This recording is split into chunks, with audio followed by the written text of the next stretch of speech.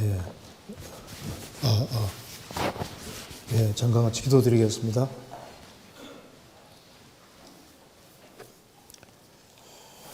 자비로우신 우리 아버지 하나님, 이번에 이 귀한 집회를 갖게 해주신 것을 감사합니다.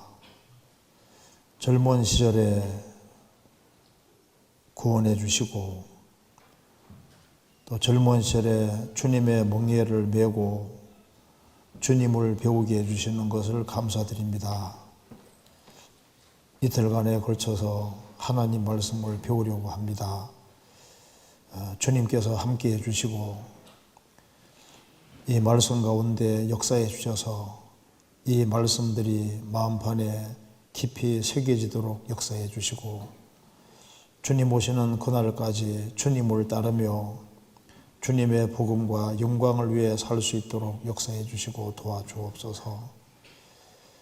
다 30배, 60배, 100배 결실하는 귀한 삶이 되도록 도와주시고 주의 귀한 일꾼들이 될 수 있도록 역사해 주옵소서. 오늘 모든 시종 주 성령께서 함께 해주시고 우리에게 필요한 말씀들을 허락해 주옵소서. 우리 구주 예수 그리스도 이름으로 기도하옵나이다. 아멘. 성경 마태복음 4장 찾겠습니다.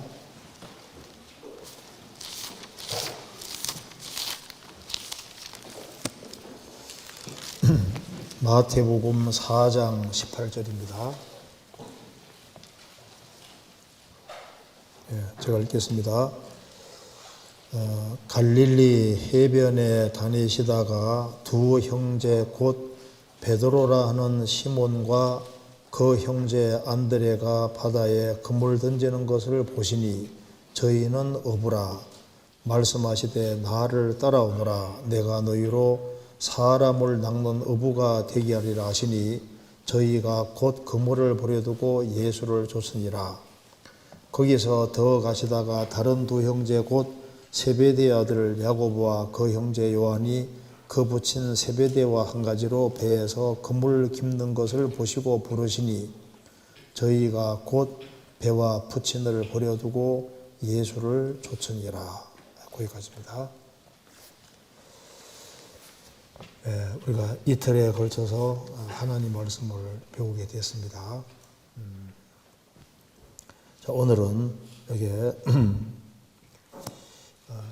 마태복음 4장에 4명의 제자가 나와 있는데 이 4명의 제자들을 분석해 보면은 공통된 특징들이 있습니다. 그걸 먼저 생각을 해보고 이 4명의 제자 중에서 베드로와 요한 이것을 좀 더 구체적으로 좀 생각을 해보겠습니다. 그리고 예수님이 공생의 당시에 특별히 3명의 제자들을 데리고 다니셨는데 이게 베드로, 야고보, 요한 3명을 특별하게 더 데리고 다녔습니다. 그들이 주님 안에서 더 귀하게 쓰임을 받았습니다. 그러니까 주 안에서 똑같이 구원을 받고 똑같이 쓰임 받아도 더 귀하게 쓰임 받는 사람도 있는 겁니다. 그래서 그런 거 간단하게 생각을 해보고 이제 우리가 어떻게 신앙생활을 해야 되겠는지를 좀 말씀을 드려보겠습니다. 그러니까 이제 오늘 이 4명의 제자들의 공통된 특징을 잠깐 먼저 생각을 해보고 그 다음에는 특별히 베드로와 요한 이것을 조금 생각을 해보고 여기 3명의 제자가 주 안에서 더 귀하게 쓰임 받았는데 그 이유가 있다는 걸 좀 생각을 해보고 그리고 이제 우리가 마이크를 거꾸로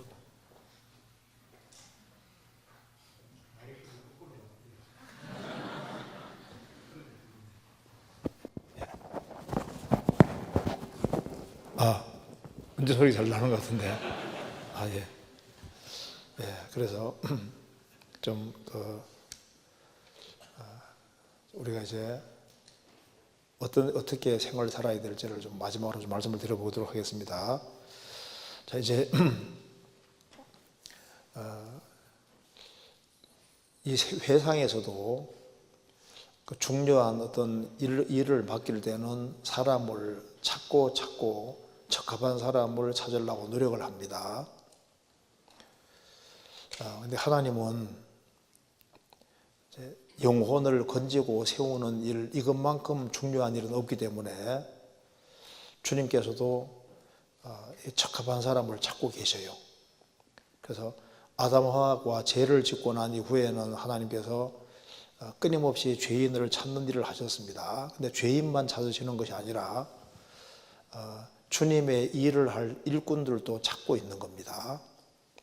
여기에 나와 있는 이 네 사람은 주님 앞에 귀하게 쓰임받던 사람들입니다.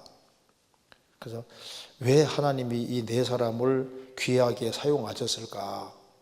이제 그거는 우리가 이제 좀 배워보면 아실 수 있을 겁니다. 그래서 우리도 이제 구원을 받았고, 구원받은 모든 사람은 누구든지 주님 앞에서 귀하게 쓰임받기를 원할 겁니다.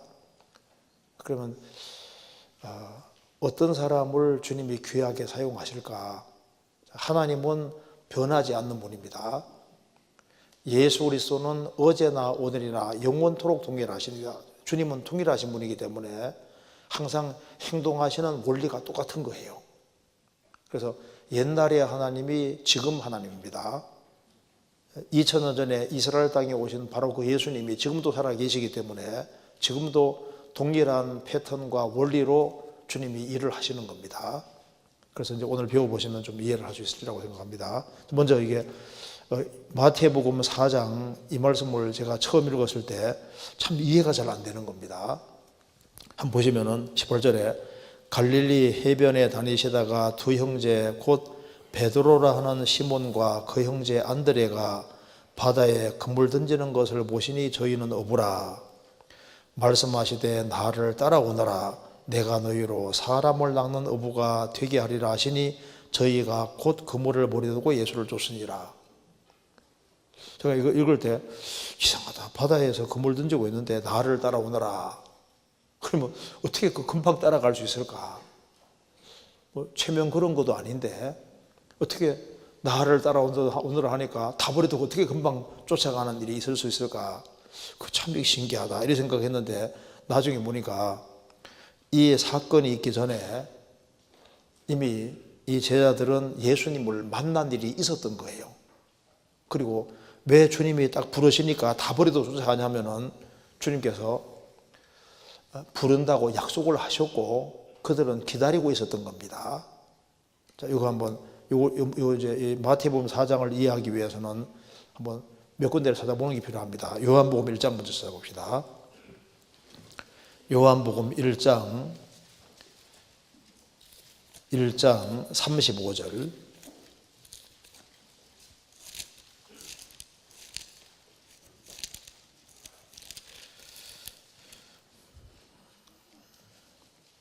제가 읽겠습니다. 또 이튿날 요한이 자기 제자 중 두 사람과 함께 섰다가 예수의 다니심을 보고 말하되 보라 하나님의 어린 양이로다. 두 제자가 그의 말을 듣고 예수를 쫓거늘 예수께서 돌이켜 그 쫓는 것을 보시고 물어 가라사대 무엇을 구하느냐 가로되 랍비여 어디 계시오니까 하니 랍비는 번역하면 선생이라. 예수께서 가라사대 와보라. 그러므로 저희가 가서 계신 데를 보고 그날 함께 거하니 때가 제 10시쯤 되었더라. 요한의 말을 듣고 예수를 쫓는 두 사람 중 하나는 시몬 베드로의 형제 안드레라. 그가 먼저 자기 형제 시몬을 찾아 말하되 우리가 메시아를 만났다고 메시아는 번역하면 그리스도라. 데리고 예수께로 오니 예수께서 보시고 가라사대 내가 요한의 아들 시몬이니 장차 게바라리라 하시니라. 게바는 번역하면 베드로라. 세례 요한의 제자 중에 한 사람이 바로 시몬 베드로 형제 안드레였습니다. 그래서 이제 요한이 예수님을 증거하니까 이제 두 제자가 예수님을 쫓았는데 그 중에 한 사람이 안드레였습니다. 예수님께서 그 두 사람을 보고 말했습니다. 무엇을 구하느냐? 랍비여 어디에 계시오니까? 그 말은 주님이 어디 계시는 겁니까? 주님을 더 알고 싶어서 하는 질문인 겁니다. 예수께서 가라사대 와보라.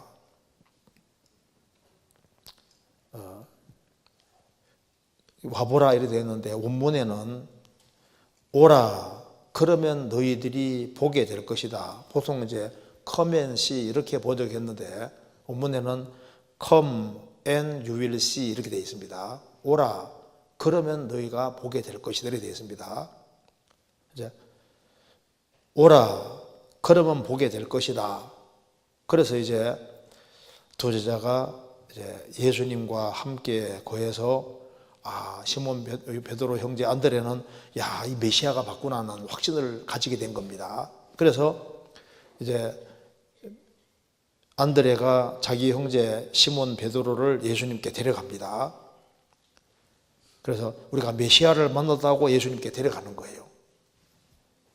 데리고 예수께로 오니 예수께서 보시고 가라사대 내가 요한의 아들 시몬이니 장차 게바라리라. 게바는 번역하면 베드로라. 지금은 시몬이지만은 장차 베드로가 될 것이다. 이렇게 약속해 주셨습니다. 이때 이제 예수님을 이미 만났으니까 안면이잖아요. 일이 있었고 그 다음에 이제 요 일이 있고 난 이후에 누가복음 5장이 있습니다. 누가복음 5장 찾겠습니다.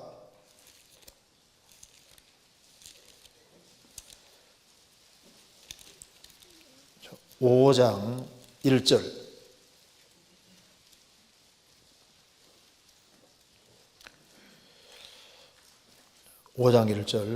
무리가 옹기하여 하나님의 말씀을 들을새 예수는 게네사렛 호숫가에 서서 호숫가에 두 배가 있는 것을 보시니 어부들은 배에서 나와서 그물을 씻는지라.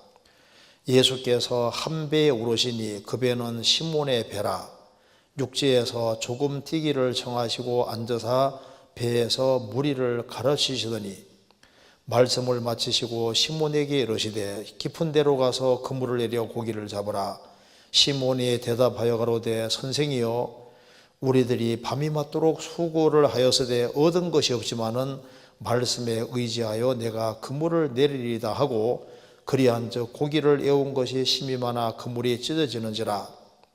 이에 다른 배에 있는 동무를 손짓하여 와서 도와달라 하니 저희가 와서 두 배의 체험에 잠지게 되었더라. 시몬 베드로가 이를 보고 예수의 무릎 아래 엎드려 가로되 주여 나를 떠나소서 나는 죄인이로소이다 하니 이는 자기와 및 함께 있는 모든 사람이 고기 잡힌 것을 인하여 놀라고 세베대의 아들로서 시몬의 동업자인 야고보와 요한도 놀랐습니다. 예수께서 시몬에게 일러 가라사대 무서워 말라. 이제 후로는 내가 사람을 취하리라 하시니 저희가 배들을 육지에 대고 모든 것을 버리고 예수를 쫓으니라. 자, 요한복음 1장 사건이 있고 난 이후에 시몬 베드로는 물고기 잡으러 나갔던 거예요. 근데 그날따라 물고기가 한 마리도 잡히지 않습니다. 그래서 이제 밤새도록 그물질을 했는데 한 마리를 못 잡아서 이제 그물을 싣고 있었어요. 그때 예수님이 오셔서 시몬에게 사람들이 많이 몰려오니까 배에서 약간 떨어진 곳에서 말씀 전하시려고 육지에서 약간 떨어진 곳에서 말씀 전하시려고 시몬 배에 올랐습니다. 왜? 이미 서로 예수님을 만난 적이 있는 거예요. 그래서 예수님께서 말씀을 마치신 이후에 깊은 데로 가서 그물 내려 고기를 잡으라. 그래서 주여 선생님이 우리가 밤이 맞도록 수고했지만은 얻은 것이 없지만은 말씀에 의지하여 예수님 말씀에 감동을 받은 겁니다. 의지하여 그물을 내리다 하고 그물을 내렸는데 자기 생애 속에서 최고 많이 물고기 잡힌 거예요. 이제 선생이라고 했는데 이제 주여라고 명칭이 바뀌었죠. 주여 나를 떠나소서 나는 죄인이로소이다. 자, 그런데 여기서 예수님 말씀하시기를 무서워 말라 이제 후로는 내가 사람을 취하리라 하셨고 약속을 해주셨고, 그 다음에 11절 저희가 베드로를 육지에 되고 모든 것을 버려두고 예수를 쫓으니라. 그러니까 11절을 더 상세하게 부연 설명한 것이 마태복음 4장이다 그 말입니다. 무슨 말이 되죠? 그러니까 예수님이 길 가다가 시몬 베드로에게 나를 따라오너라 하니까 이미 약속을 하셨고 너가 후에 사람을 취하려 약속을 이미 한 상태이기 때문에 그들은 기다리고 있었던 거예요. 그러니까 주님께서 딱 부르니까 다 버리고 쫓잖아요. 이건 이해되시죠? 그러니까 요한복음 1장이 먼저 있고 누가복음 5장이 있고, 그리고 이제 11절에서 이제 사람을 취하리라 약속을 이미 한 상태이기 때문에 저희가 베드로를 육지에 대고 모든 걸 버리고 두고 얘기해 줬으니라. 11절은 간단히 설명한 거고 이걸 풀어서 자세하게 설명한 내용이 바로 마태복음 4장이다 그 말입니다. 이렇게 이해를 하면 되겠습니다. 이거 이해되시죠? 그럼 이제 마태복음 4장 봅시다.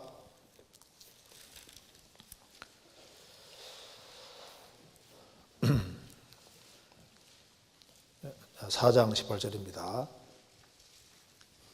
여기 이제 예수님이 이제 일꾼을 부르시는 장면이 나와 있습니다. 자, 생을 살아가는 가운데 제일 중요한 문제가 바로 예수가 누구냐 하는 게 제일 중요한 거예요. 예수님이 요한복음 8장에서 아브라함이 나기 전부터 내가 있느니라, 내가 있었느니라가 아니라 내가 있느니라, 그 에고 에임이라고 하셨습니다. 내가 있느니라. 그러니까 그 말 듣고 유대인들이 돌로 쳐 죽이려고 했습니다. 그러니까 구약 성경에 나는 스스로 있는 자니라, 거기 이제 헬라말 신약 시대 때는 내가 있느니라 그 말입니다. 에고 에임이 내가 있느니라. 그러니까 예수님은 자신이 스스로 존재하는 분이라고 선포를 하신 겁니다. 그러니까 우리가 이제 사람에게 쓰임 받는 것도 이 세상에서도 유능한 사람은 사람에게 쓰임 받잖아요. 회사에서도 중요한 일에 쓰임 받고 하는데, 주님께 쓰임 받는 것은 가장 영광스러운 것이 아닐 수 없습니다. 그러니까 구원을 받은 것도 참 영광스러운데 주님께 쓰임 받을 수 있다는 건 이건 얼마나 더 큰 영광인지 모릅니다. 여기 이거 한번 봐요. 여기에 나는 뭐뭐이다. 그 에고 에임인데, 에고는 나는 그만, 나는 에임이 뭐뭐이다. 요한복음 8장에 아브라함이 나기 전부터 내가 있느니라, 내가 있느니라, 에고 에임입니다. 그래서 예수님은 7가지로 나는 뭐뭐이다고 말씀하셨는데, 나는 생명의 떡이다, 나는 세상의 빛이다, 나는 문이다, 나는 선한 목자다, 나는 부활이요 생명이다, 나는 길이요 진리요 생명이다, 나는 참 포도나무다. 자, 예수님이 그 자신에 대해서 이렇게 말씀을 하셨습니다. 그러니까 지금 사람은 예수님을 만나는 게 제일 중요합니다.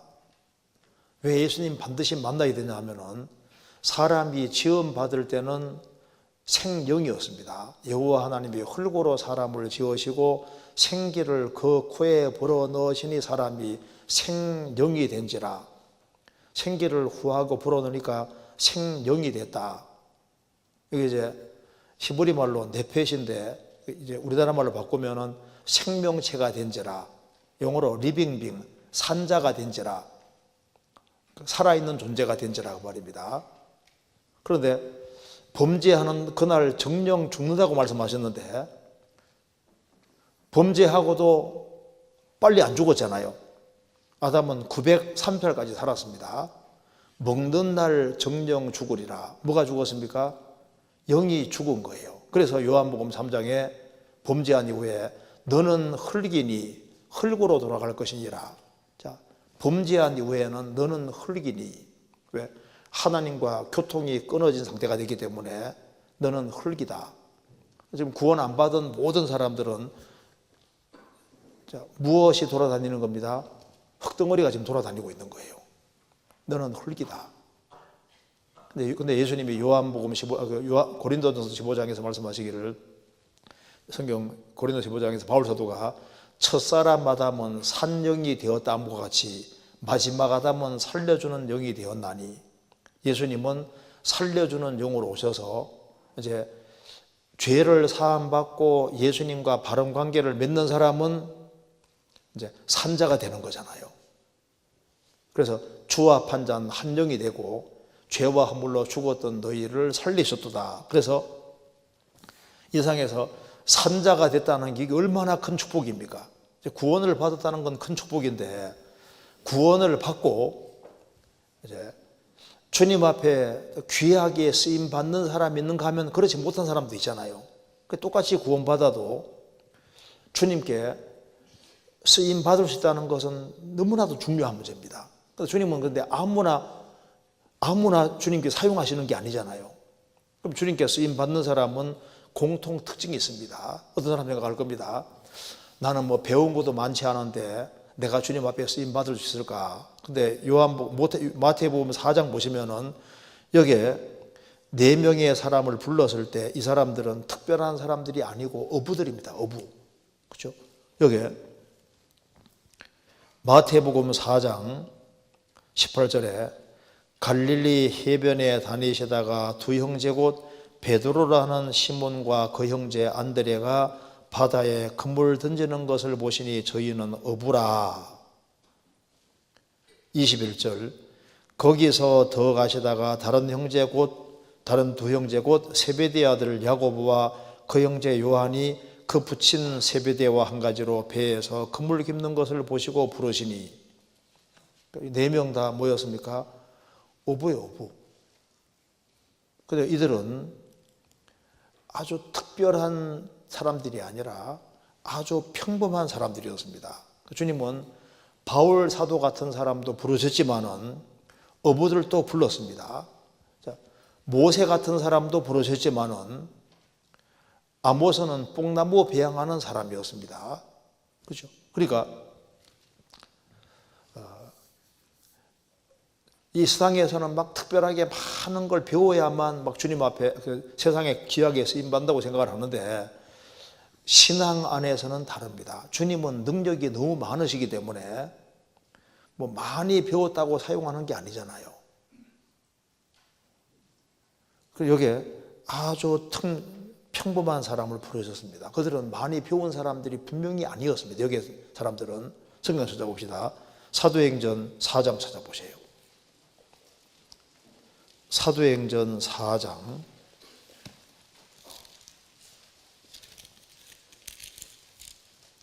13절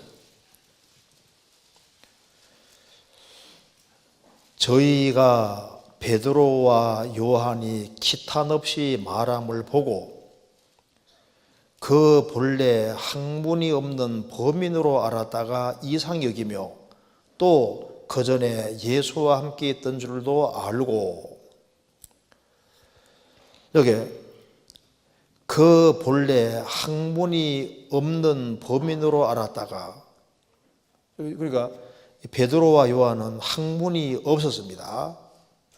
그러니까 영어 성경에는 uneducated입니다. uneducated and untrained. 그러니까 교육을 받은 게 아니에요. 정식 교육 같은 걸 많이 받은 사람이 아니다 그 말입니다. 그냥 평범한 어부들이었습니다. 그러니까 주님은 이 4명의 사람들을 부르실 때 그들이 뭐 무슨 세상적인 학문을 많이 닦았기 때문에, 세상적으로 유명하기 때문에 부르신 것이 아니라 일단 평범한 사람들을 불렀습니다. 그리고 그들은 평범했지만은 하나님 안에서 크게 발전되기를 분명히 원하는 사람들이었습니다. 지금도 대체로 하나님이 일을 하실 때는 어떤 사람 통해서 하냐면 보통 스스로를 작다고 생각하는 사람 통해서 하시는 거예요. 그렇잖아요. 자, 모세도 에집트 학문을 40년 동안 배웠고 아주 학문을 통달한 사람이라 할 수 있는데 그렇다고 해서 주님 사용하신 게 아니잖아요. 그가 양처럼 생활 40년을 하고 난 이후에 자기가 아무것도 아니라는 걸 깨닫고 정말 작은 자가 됐을 때 주님께서 그를 부르셨던 거예요. 성경 스가랴 13장입니다. 그래서 우리가 이제 첫 번째로 생각할 수 있는 것은 스스로 자신을 작은 자라고 생각하는 사람, 그런 사람들을 주님께서 일꾼으로 삼으신다는 걸 알아야 됩니다. 자, 스가랴 13장 7절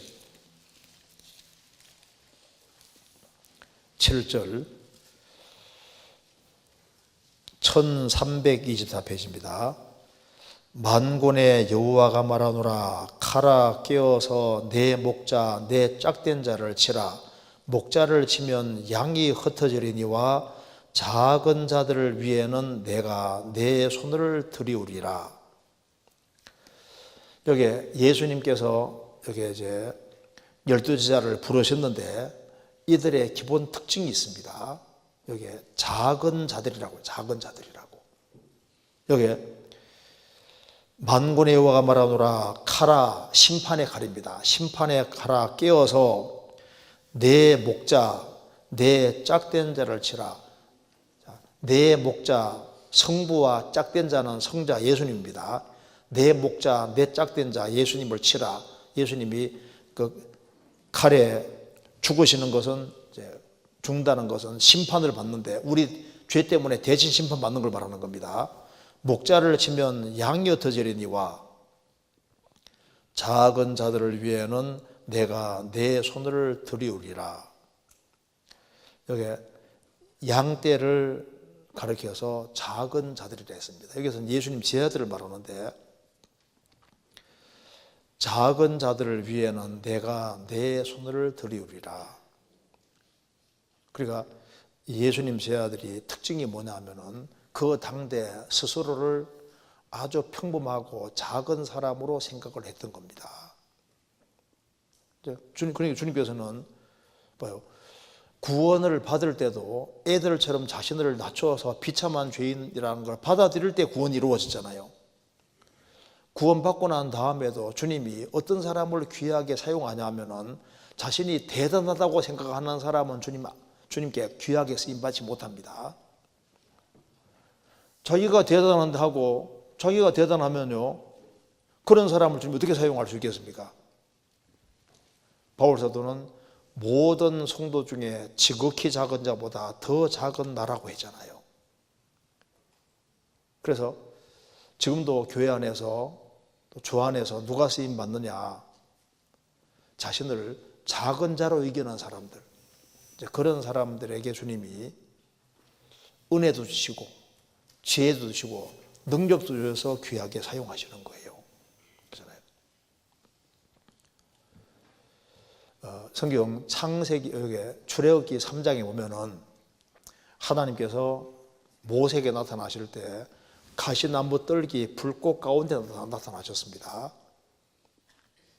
근데 왜 가시나무 뜰기 가운데 나타나셨을까? 그 화려한 백향복도 있는데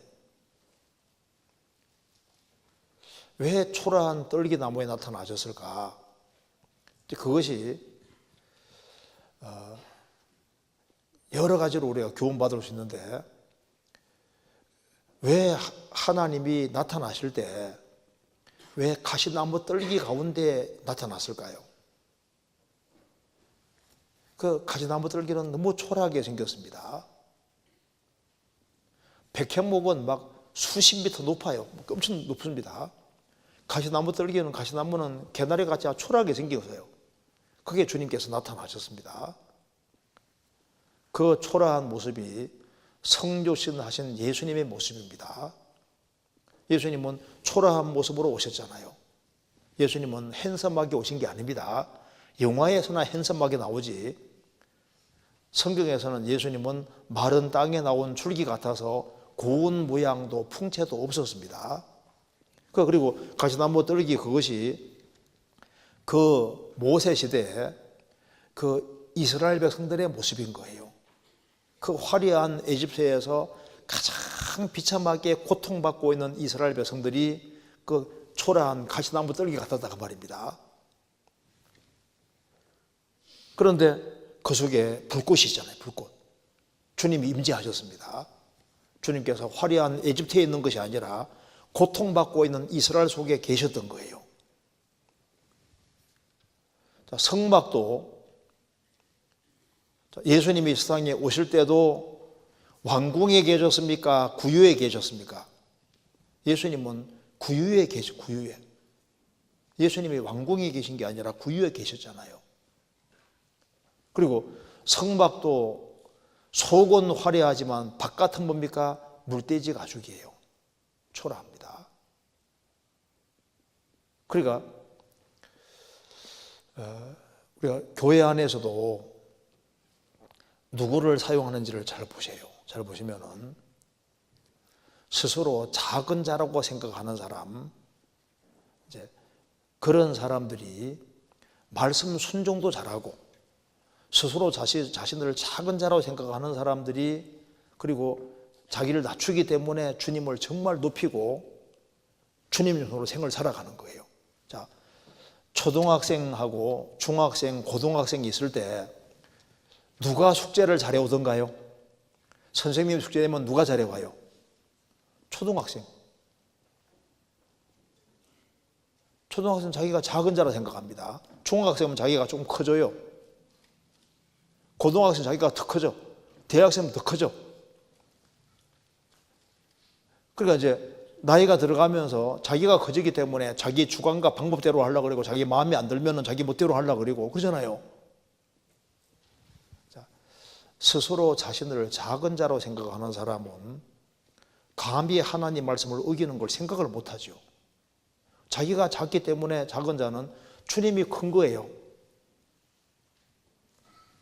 자, 주님은 자신을 작은 자로 여기는 사람을 사용하십니다. 여기 보시면요. 여기 혹시 여자 봤어요? 여기 얀데켄 얀스라는 분이 종교개혁기의 사람인데 순교당하기 전에 자기 아들이 면회를 왔을 때 아들에게 충고합니다. 너는 예수 그리스도의 이름으로 핍박을 받고 있는 소수의 무리가 있다. 그 말 들으면 너는 그쪽으로 연결되거라. 그쪽으로. 막 덩치 큰 교회라고 해가 주님 계시는 게 아니고 예수님의 이름으로 핍박을 받는 그런 무리가 있다는 말을 들으면 그쪽에 연결되라 그 말입니다. 자기 신앙 경험인 겁니다. 육으로 난 자가 성령으로 난 자를 핍박한 것 같이 이제도 그러하도다. 거듭나지 못한 종교가들은 거듭난 사람을 핍박하게 돼 있는 거예요. 그래서 복음을 깨우치고 복음 안에 살고 복음을 전하고 생명 역사가 있는 곳은 반드시 반대가 있도록 돼 있다 그 말입니다. 모든 사람이 칭찬하면 너희에게 화가 있도다. 예수님 말씀하신 대로 가짜들은 칭찬받지만은 진짜는 칭찬받는 게 아닙니다. 예수님을 배척한 세상이잖아요. 사도들이 복음 전하다가 다 죽임당한 세상입니다. 그래서 예수님이 세상에서는 너희가 혼란을 당하나 담대하라. 내가 세상을 이겨노라. 세상에서는 혼란을 당하도록 되어 있습니다. 우리가 입을 다물고 있으면은 핍박이 없을지 몰라도 예수님을 정확히 전하고 제대로 믿고 있냐 따지기 시작하면요 많은 반대가 일어난다는 걸 알 수 있습니다. 가짜 복음 전하면은 괜찮은데 진짜 복음 전하면은 마귀가 아주 결사반대하기 때문에 성경 사도행전 28장에 이 파에 대해서는 어디선지 반대받는 줄 우리가 알미니라 하더라. 이 파에 대해서는 무슨 파입니까? 예수파. 바울 사도가 예수님을 정확히 전하니까 어디든지 반대가 일어나잖아요. 그래서 예수님의 이름으로 핍박받는 그런 무리가 있다는 말 들으면 그쪽에 연결되거라, 그 말이 맞습니다. 그리고 우리가 구원을 받을 때도 참 내가 별거 아닌 존재라는 걸 알을 때 구원을 받는 거예요. 가난한 자들에게 복음이 전파된다. 가난한 자들은 대체로 마음도 이제 가난하고 영혼도 가난하고 자기가 부족하다고 느끼는 겁니다. 그런 사람들이 구원 받는 거예요. 그리고 그런 사람들이 또 귀하게 쓰임 받는 겁니다. 여기 고린도전서 1장 보겠습니다.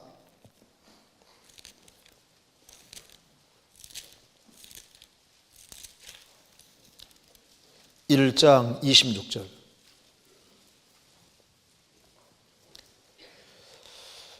형제들아, 너희를 부르심을 보라. 육체를 따라 지혜 있는 자가 많지 아니하며 능한 자가 많지 아니하며 문벌 좋은 자가 많지 아니하도다. 그러나 하나님께서 세상에 미련한 것들을 택하사 지혜 있는 자들을 부끄럽게 하려 하시고 세상에 약한 것들을 택하사 강한 것들을 부끄럽게 하려 하시며 하나님께서 세상에 천한 것들과 멸시받는 것들과 없는 것들을 택하사 있는 것들을 폐하려 하시나니 이는 아무 육체라도 하나님 앞에서 자랑하지 못하게 하려 하심이라. 주변에 누가 구원받았는가 보라, 그 말입니다.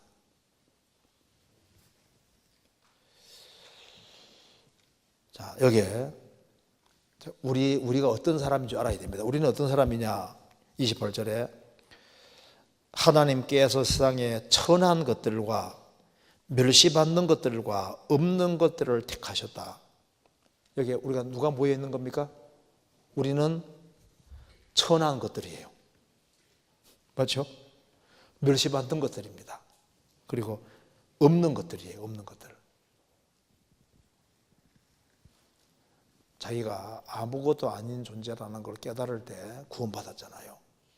구원받고 주님 앞에 쓰임 받을 때도 마찬가지입니다. 주님은 자기 스스로 연약하다고 생각하는 사람 통해서 주님 일을 하신다는 거 아셔야 됩니다. 이걸 한번 보세요. 여기에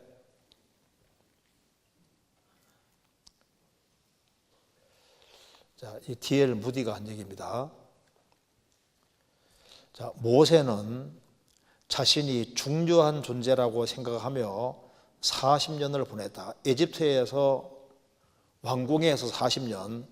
자기는 썸바디다. 그래서 자기가 좀 아주 괜찮은 존재라고 생각했다, 그 말입니다. 그런데 40년 동안 그는 자신은 아무것도 아니라는 걸 배웠다. 그러니까 노바디. 처음에는 썸바디인데 이제는 노바디. 나는 아무것도 아니다. 아무것도. 40년 광야 생활하고 보니까 지금 양치기가 돼서 자기가 노바디가 된 거예요. 나는 아무것도 아니다, 그 말입니다. 그리고 이제 그 다음에 40년 동안 주님께서 쓰임받을 때 40년간은 하나님이 아무것도 아닌 사람과 무엇을 할 수 있는지를 발견했다. 그래서 그는 하나님과 함께 할 때는 뭐든지 할 수 있고, 그리고 이제 하나님이 함께 하시면은 초래의 역사도 이루고 주님 굉장한 일을 할 수 있다는 것도 깨우쳤다, 그 말입니다. 그렇죠? 그러니까 지금 봐요. 이 교회 안에서 누가 쓰임 받는지를 보세요.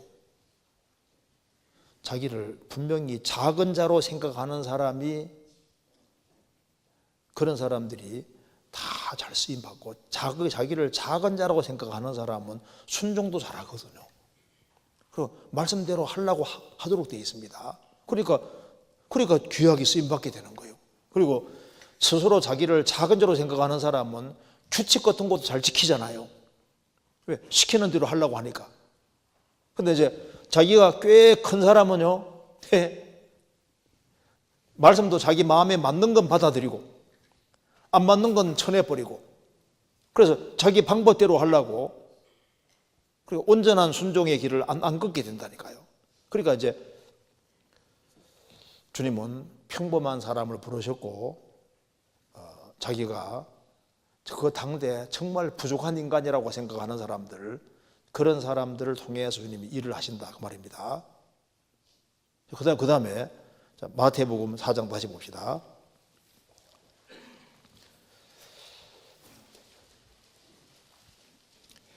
(4장 18절) 갈릴리 해변에 다니시다가 두 형제 곧 베드로라는 시몬과 그 형제 안드레가 바다에 그물을 던지는 것을 보시니, 이렇게 보셨습니다.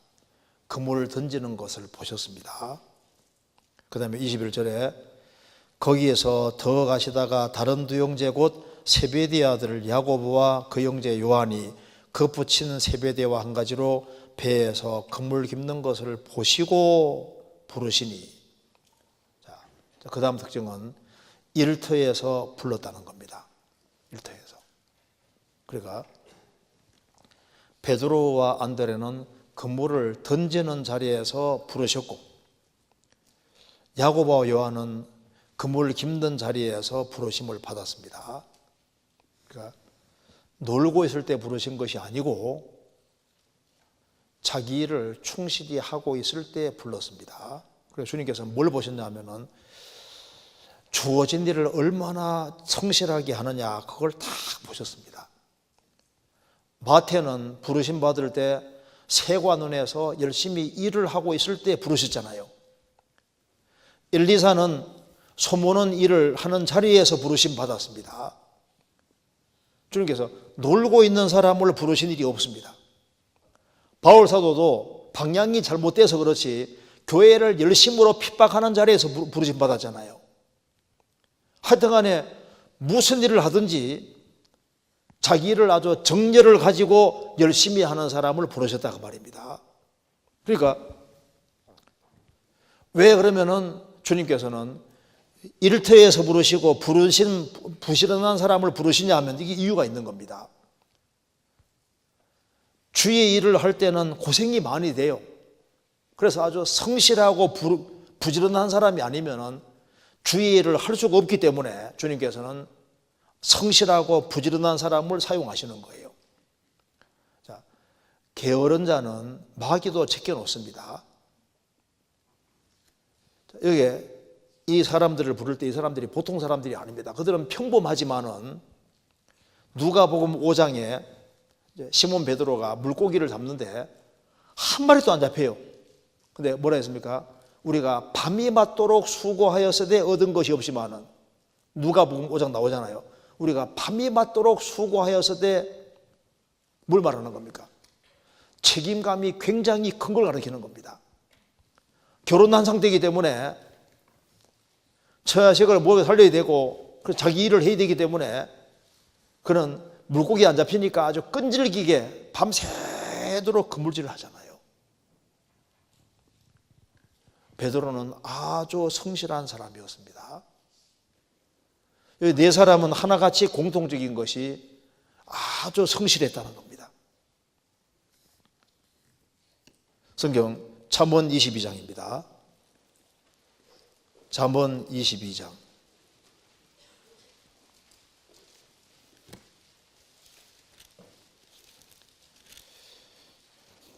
22장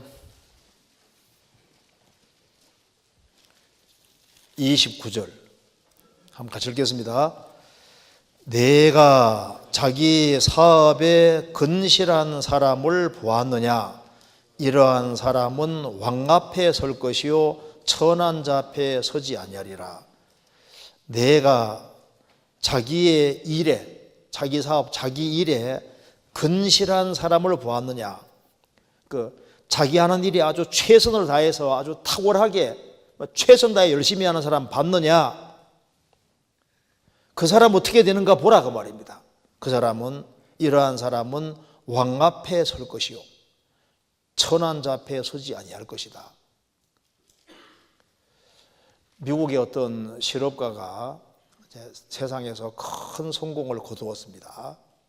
그런데 어떻게 해서 큰 성공을 거두었는지를 자기가 얘기를 하는데, 어릴 때 이런 경험이 있었다는 겁니다. 어릴 때 너무너무 집이 어려워서 용돈 같은 것도 없고 하니까 돈이 참 궁했는데, 그 동네에 아주 큰 부잣집이 살고 있었는데, 그 부잣집의 어머니가 그 소년에게 너 우리 집 마당 좀 이렇게 한번 잔디 깎아줄 수 있겠니?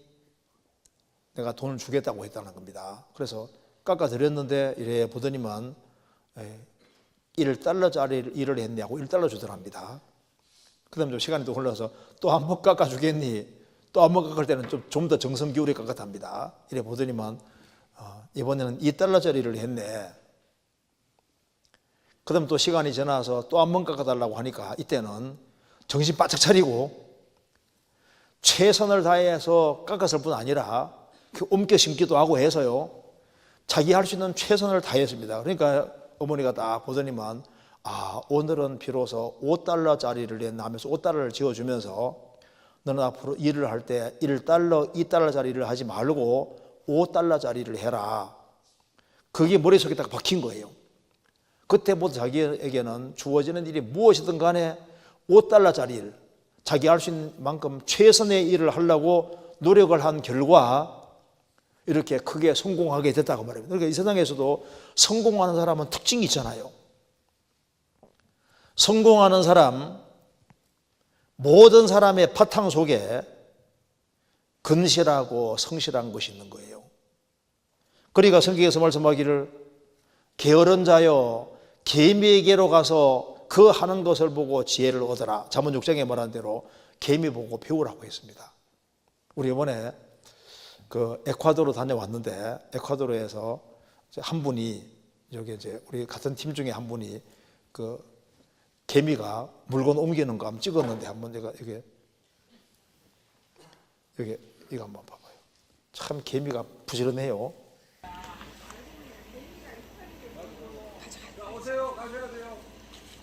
그죠? 부지런히 옮기죠. 개미 부지런해. 이거 봐요. These desert ants are on a mission.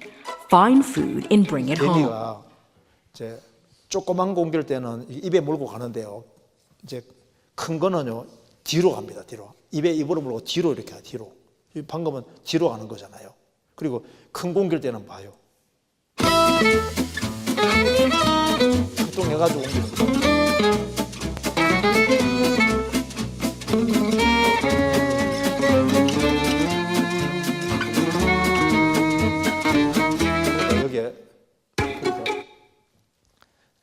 개미 하는 걸 좀 가서 보고 제발 배우라고 말입니다. 개미 중에 노는 개미 있어요. 그런 개미 찾을 수 없잖아요. 왜 그런 개미를 만들어 두셨냐면은 부지런해야 될 것을 우리에게 알려주는 겁니다. 하나님은 성실한 사람을 찾습니다. 그리고 구원받은 사람 중에도 누가 쓰임 받냐 하면은 성실하고 부지런한 사람이 쓰임 받는 거예요. 야곱은 얍사바다, 교활하다, 간사하다는 뜻인데 창세기 읽어보시면 그는 눈코 뜰 새 없이 정말 바쁘게 살았습니다. 야곱이 얼마나 부지런한지 모릅니다. 그 많은 양떼를 치면서 얼마나 성실하게 부지런한지 모릅니다. 성경 여호수아 보세요. 리브가도 정말 부지런한 자입니다. 아브라함의 종이 낙타 10마리를 데리고 왔는데 물 좀 달라니까 물동이 이고 있다가 탁 내려서 물 좀 주면서 낙타 10마리에게도 먹겠습니다 하면서 낙타 10마리에게 물을 먹이는데 창세기 24장 보시면 얼마나 바쁘게 왔다 갔다 하면서요. 그러니까 리브가는 굉장히 부지런한 자입니다. 물동이 이고 막 뛰어가서 이고 와서 물 이렇게 하는데요. 그러니까 이 리브가는 굉장히 성실한 자입니다. 잠언 31장에 현수간 여인, 원래 현수간 여인이란 말이 아주 건강한 아주 힘이 센 그리고 쉽게 말해 팔뚝 굵은 여자 그런 말입니다. 일 잘하는 여자 말이에요. 일 잘하는 여자. 그러니까 현수간 여인이 얼마나 일을 부지런히 해요. 그러니까 성경 속에 보면은 이게 하나님은 성실을 중요하게 생각한다는 걸 알 수 있습니다. 그래서 시편 37편에 뭐라 했습니까? 성실로 식물을 삼을지어다. 밥만 새끼 먹을 것이 아니라 매일매일 또 하나 먹어야 되는 뭘 먹으라고요? 성실을. 밥 먹듯이 성실을 먹으라. 매일매일 성실하게 살아야 될 걸 말씀하는 겁니다. 그래서 매일매일 성실하게 살아가는 사람, 그런 사람 보십니다. 주님께서는 그물 던지는 걸 보셨지 않습니까? 그물 깁는 것을 보셨어요. 우리 일상생활을 보고 계십니다. 얼만큼 하루하루를 충실히 사는지를 보시는 거예요. 이 세상에서도 게으른 사람은 불리하도록 작용합니다. 신앙의 세계 속에서도 마찬가지인 거예요.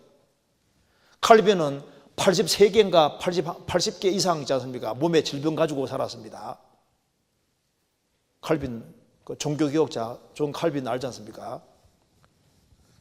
The Institute, 기독교 강조 쓴 사람, 80개 이상의 이제 그 질병 가지고 있는데 그 질병 가지고도 그는 정말 부지런히 살았습니다. 그러니까 주님 앞에 쓰임 받은 사람의 공통점이 아주 부지런한 거예요. 게으름은 분류합니다. 밤송이도 밤 까먹을 때 있잖아요. 그 밤 알이 조르종에 매렸으면 좋은데 그 밤송이 그 깔 때 힘들게 할 때 고생을 해야지 좋은 걸 이거 얻도록 보통 그렇게 만들어 놨어요. 노천광보다는 또 이제 땅속에 들어가 있는 게 많잖아요. 하여튼 간에 고생을 해야지 얻도록 프로그램 만들어 놨기 때문에 게으른 사람은 주님 앞에 쓰임받지 못하는 겁니다. 하늘에서 만다가 내릴 때도 새벽에 내렸고 해 뜨면 사라졌습니다. 우리 교회 안에서 보세요. 누가 신앙생활 잘하고 누가 주님 앞에 귀하게 쓰임받냐고요. 규칙적으로 생활할 줄 모르고 성실하지 아니한 사람은 주 안에서 귀하게 쓰임받는 일꾼이 될 수가 없는 겁니다. 세상에 지혜 같은 거 얻을 때도 성경의 지혜는 고생해 얻도록 만들어 두신 거예요. 여기 욥기, 그 앞에 욥기 28장 보세요.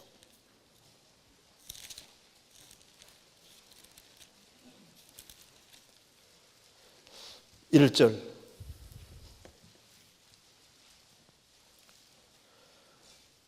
은은 나는 광이 있음에 있고 연단하는 금은 나는 곳이 있으며 철은 흙에서 취하고 동은 돌에서 녹였느니라. 사람이 흑암을 파하고 끝까지 궁구하여 음제와 유암 중에 광석을 구하되 사람 사는 곳에서 멀리 떠나 구멍을 깊이 뚫고 발이 땅에 닿지 않게 달려내리니 멀리 사람과 격절되고 흔들흔들 하느니라. 12절. 그러나 지혜는 어디서드며 명철의 곳은 어디인고.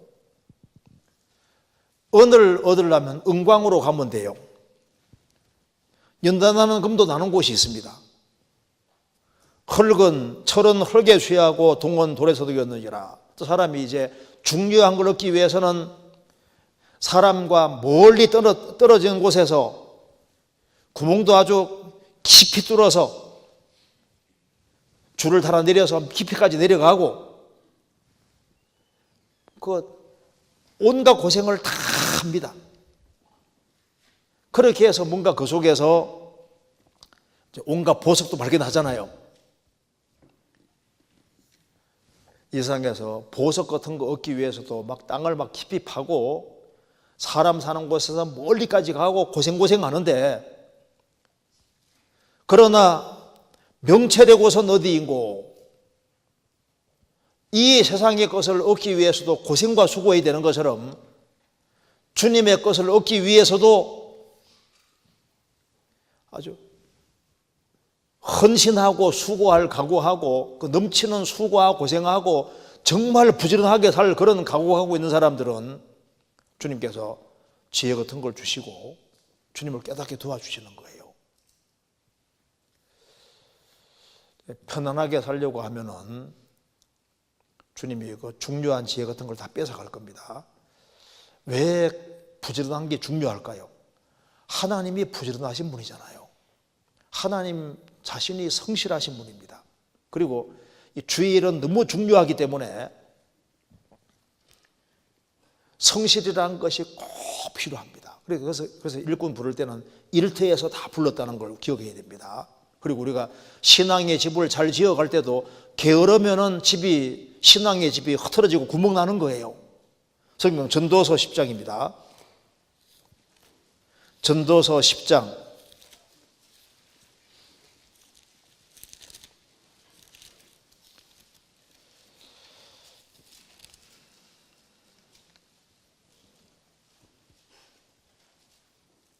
10장 18절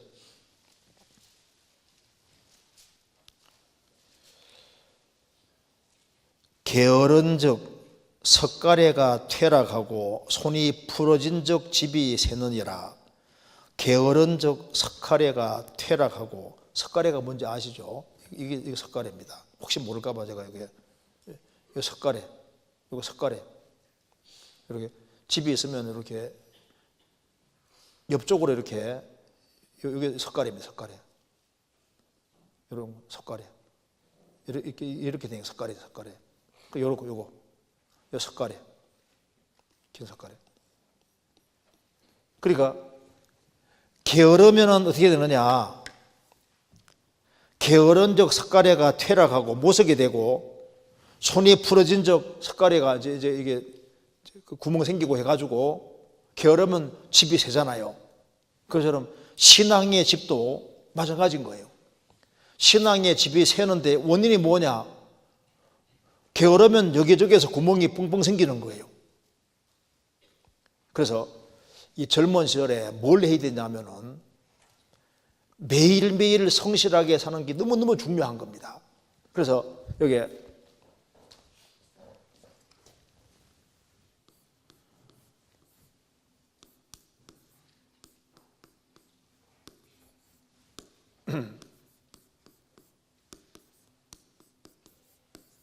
여기 소우제, 우진주의, 소가 엄청 느리잖아요. 느리지만은 우리 오리잖아. 오리 누가 얘기하더라고. 오리를 왜 오리라 지었느냐? 하루 종일 가봤자 오리밖에 못 간대요. 오리 등등 못 가잖아요. 오리. 그런데 여기 소가 느리지만은 꾸준히 가면은, 소가 느린 걸음으로 느리지만은 꾸준히 가면 멀리까지 가는 것처럼요. 젊은 시절에 매일매일 성실하게 꾸준히 산다는 게 너무 중요한 겁니다. 제가 그걸 하나 읽어드리겠습니다. 하루 1인씩씩 파면 두께 6칸의 딱딱한 대리석이나 또는 화가마음의 바위를 뚫을 수 있다. 양쪽에서 하루에 한 작씩 파면 길이 수마일의 터널도 수년 사이에 뚫는다. 하루에 한 페이지씩 10년 쓰면 3,600페이지나 되는 큰 책을 쓸 수 있다. 인생은 짧다 해도 만일 한 가지를 계속해서 매일 조금씩 한다면 죽을 때까지 큰 사업을 이룰 수 있다.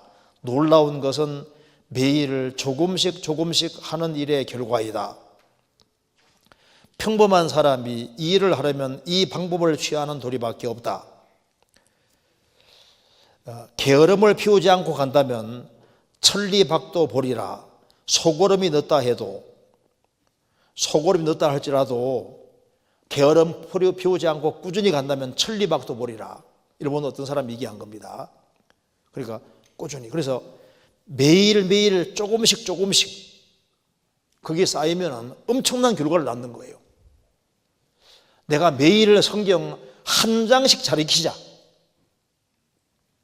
몇 장 읽고 난 이후에 한 장씩 잘 익히자 하고, 그렇게 하면 1년 지나면 365장을 잘 알게 되는 거잖아요. 3년 지나면 1000장을 잘 알게 되는 겁니다. 그래서 꾸준한 게 그렇게 중요한 거예요. 성실한 것이. 그래서 매일매일 성실하게 살아가는 사람은 시간 지나가면 엄청나게 크게 발전하게 되는 겁니다.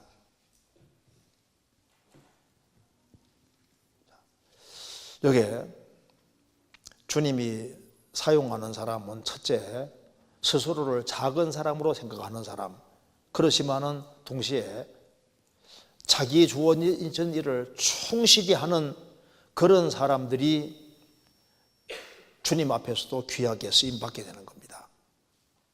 그리고 이게 마태복음 4장 봅시다. 그런데 무엇보다도 중요한 것은 예수 그리스도에 대한 믿음입니다. 믿음. 마태복음 4장 18절 19절입니다. 말씀하시되 나를 따라오너라. 나를 따라오너라. 내가 너희로 사람을 낚는 어부가 되게 하라 하시니 저희가 곧 그물을 버려두고 예수를 쫓아가니라. 나를 따라오너라. 예수를 쫓으니라. 자, 누구를 부르셨습니까? 그러니까 예수님에 대한 확실한 믿음 있는 사람을 부르시는 거예요. 그리고 여기에 제자들은 4명의 사람들은 예수님의 말씀을 굳게 잡는 사람들이었습니다. 나를 따라오너라. 내가 너희로 사람을 낚는 어부가 되게 하리라 하시니 그 말씀을 붙잡고 따라간 거예요. 그들은 예수님에 대한 확실한 믿음을 가지고 예수님의 말씀에 대한 믿음을 가지고 따라간 겁니다. 그래서 하나님 앞에 쓰임받는 중요한 것이 뭐냐 하면은 예수님을 믿고 예수님 말씀을 확실하게 믿는 그 사람이 주님 안에서 귀하게 쓰임받을 수 있게 되는 겁니다. 성경 누가복음 1장 45절에 보면은 마리아가 나오는데 예수님 당대에 처녀들이 많아요. 이스라엘 땅에. 그 많은 처녀들이 있음에도 불구하고 왜 하필이면은 나사렛 촌동네에 있는 마리아 통해서 오시냐 그 말입니다. 성경이 뭐라 했습니까? 믿은 여자에게 복이도다.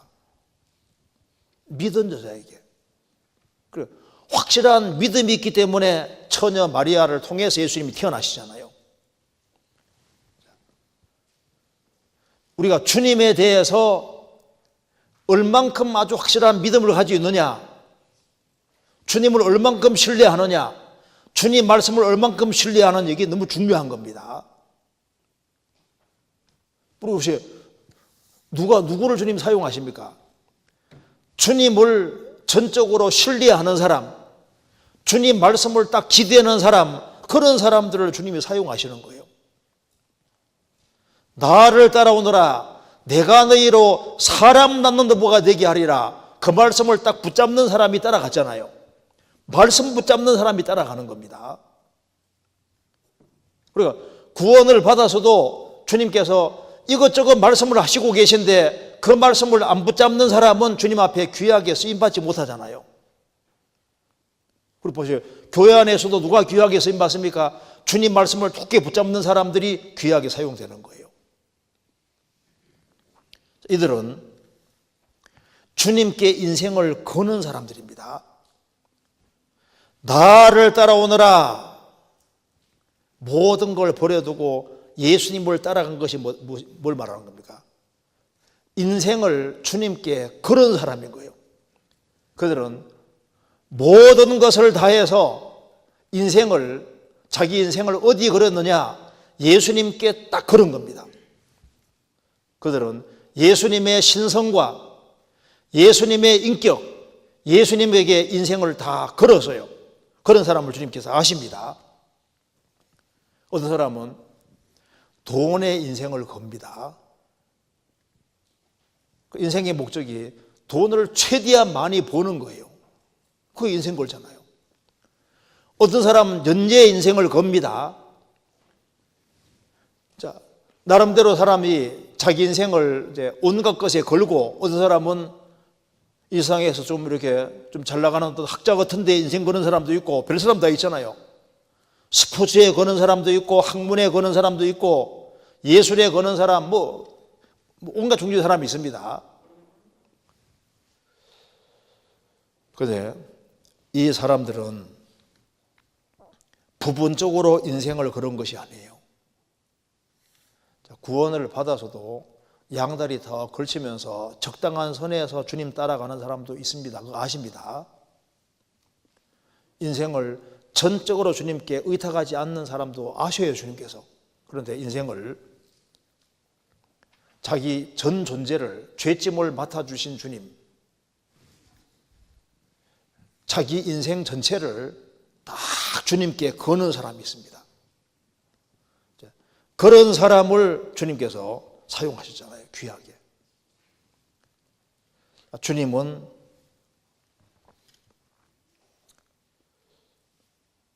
누가 주님 말씀에 운명을 걸은지를 아십니다.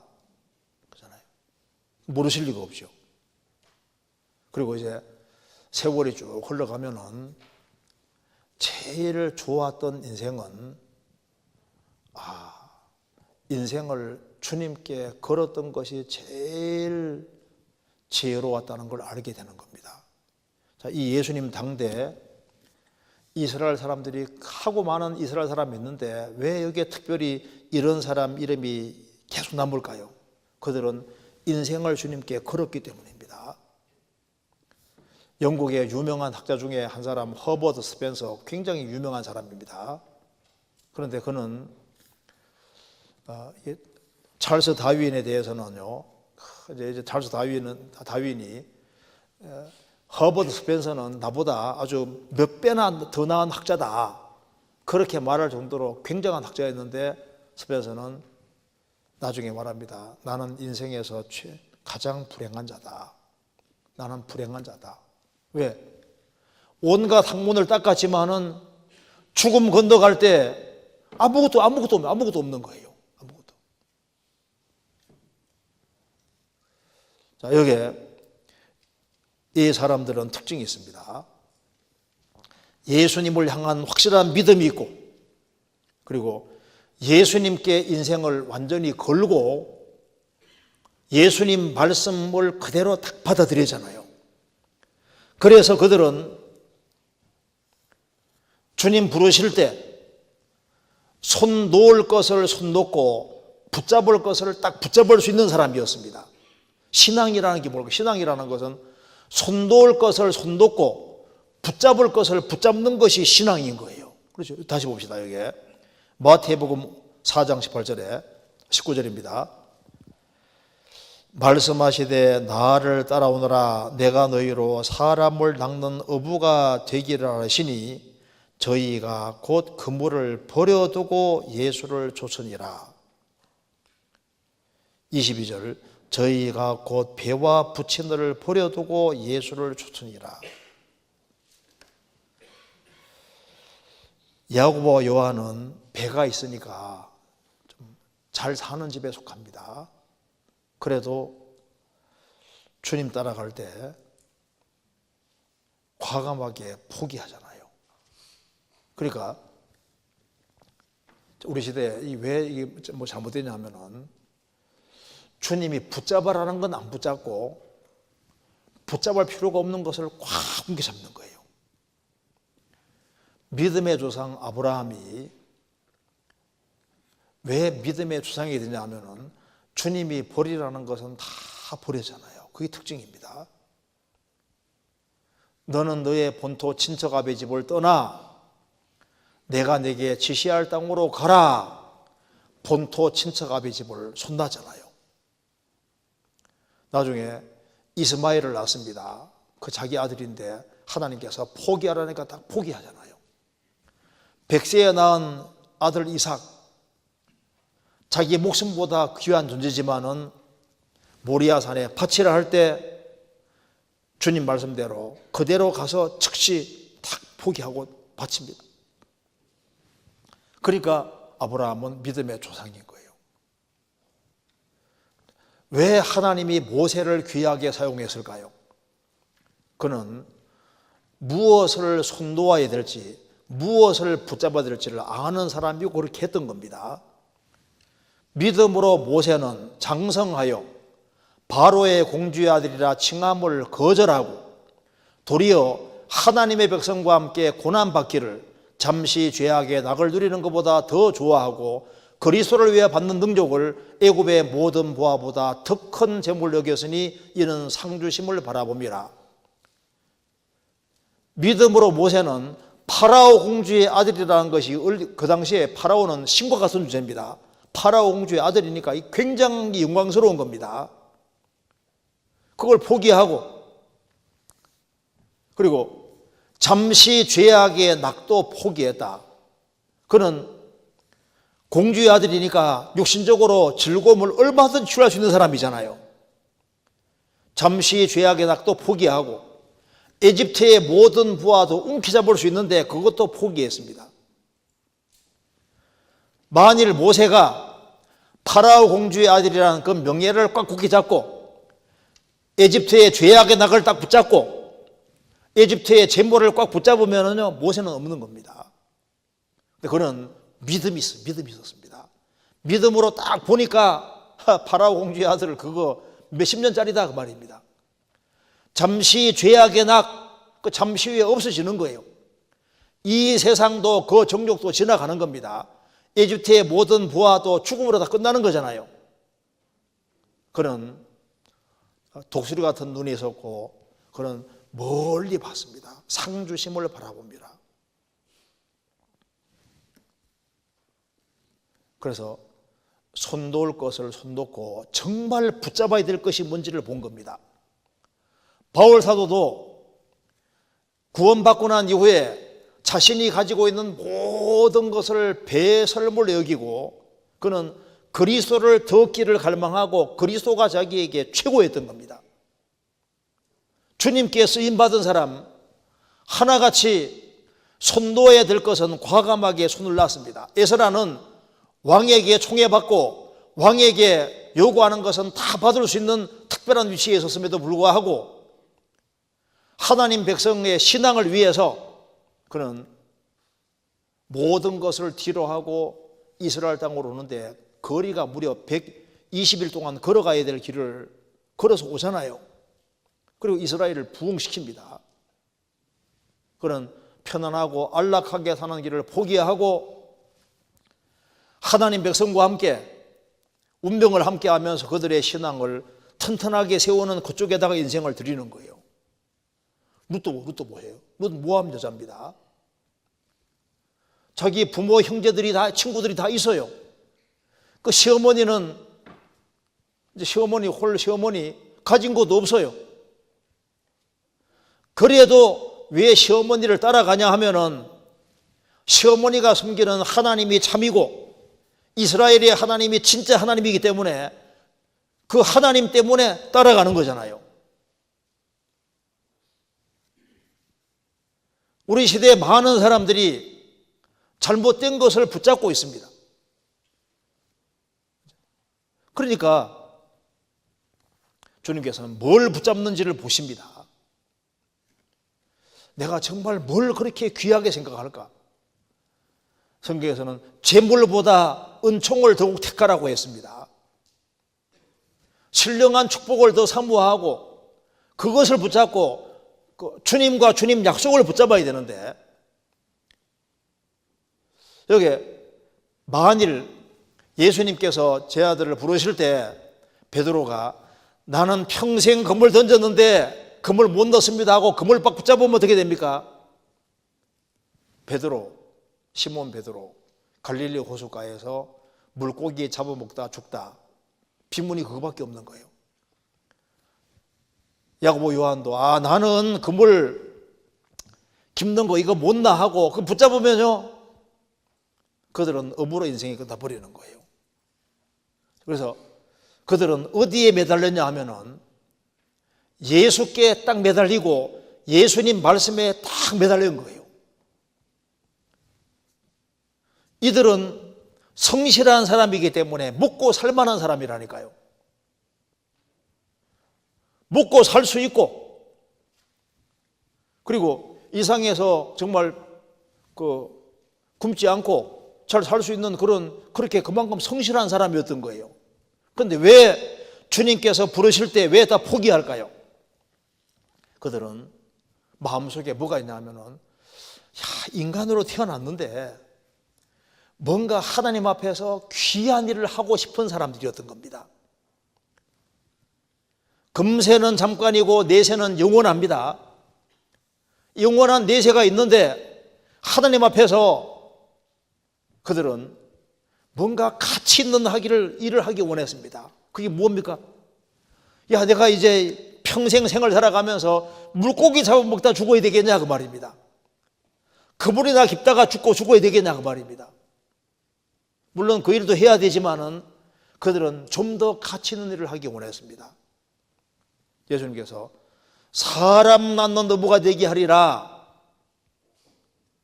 물고기 잡는 것과 사람 낳는 거 생각해 보세요. 그들은 좀 더 가치 있는 일, 좀 더 나은 일, 그걸 하기 원했던 겁니다. 그들은 눈이 그 당대 사람하고 달랐던 거예요.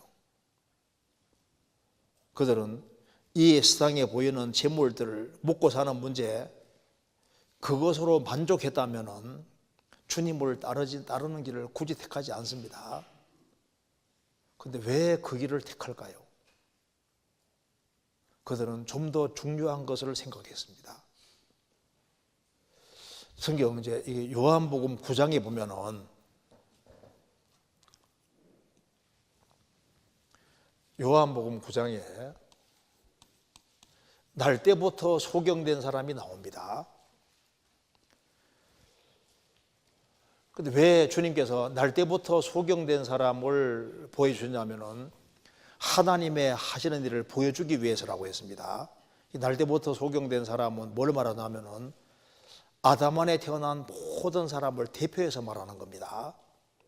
우리가 세상에 태어날 때 우리는 영적으로 소경이라는 걸 보여주기 위해서 이렇게 등장시킨 겁니다. 그런데 예수님께서 날 때부터 소경된 사람 눈 열어주실 때 어떻게 했냐면은 짐을 땅에다가 패패 뱉어가지고 진흙을 이겨서 진흙을 어떻게 했습니까?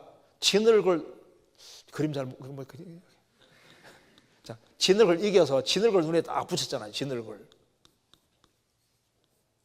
진흙을 눈에 딱 붙였습니다. 그러고 난 이후에 실로암에 가서 씻으라고 해요. 실로암에 씻으라고 했습니다. 실로암은 보내심 받았다는 뜻인데 바로 예수 그리스도의 그림자입니다. 그래서 이제 날 때부터 소경된 사람은 이제 진흙을 눈에 딱 붙이고 실로암에 가서 씻었더니 밝혀보고 왔더라 이렇게 되어 있습니다. 그런데 그 예수님이 왜 진흙을 여기에 뱉어가 지금 뱉어서 진흙을 눈에 다 붙여가지고 여기에다가 씻게 했을까요? 아담 하와가 눈이 멀게 된 이유가 뭡니까? 그들이 선악과를 먹고 눈이 밝아졌다 그랬죠? 자, 아담은 영적인 존재인데 그가 왜 육적인 존재가 됐을까요?